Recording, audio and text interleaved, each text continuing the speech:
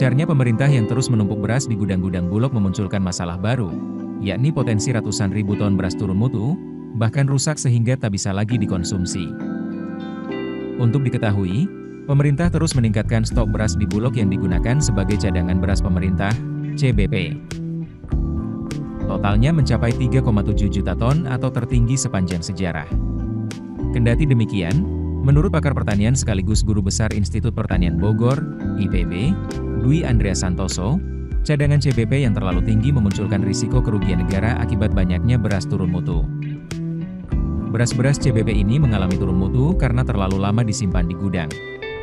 Kerugian dari penurunan mutu beras ini diperkirakan mencapai 1,2 triliun rupiah atau sekitar 100 ribu ton.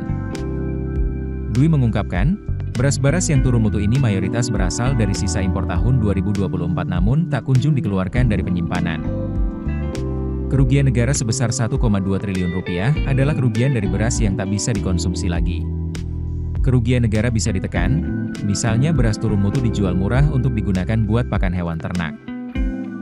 Meski begitu, untuk bisa dijadikan pakan ternak, beras juga harus memenuhi sejumlah standar ketat, seperti harus bebas dari kontaminasi. Solusi lain guna mengurangi potensi kerugian negara, yakni beras Bulog yang sudah mengendap lama dialihkan untuk bahan baku etanol. Menumpuknya beras rusak dan berkutu di gudang Bulog sebenarnya adalah masalah lama. Hal ini sempat jadi polemik saat rapat antara Menteri Pertanian dengan Komisi 4 DPR RI.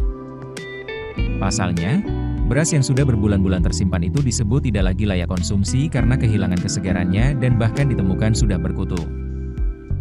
Hal tersebut disampaikan langsung oleh Ketua Komisi 4 DPR RI, Titik Soeharto, dalam rapat kerja bersama Menteri Pertanian, Mentan, Andi Amran Sulaiman di Kompleks DPR MPR, Jakarta, pada Rabu, 2 Juli 2025. Titik mengungkapkan, kondisi beras impor yang masih menumpuk di gudang Bulog membuatnya prihatin.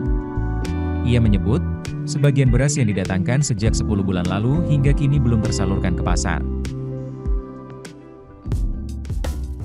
Keputusan bisnis terbaik datang dari data, bukan tebakan. Mudah berlangganan Business Insight dengan subscribe with Google.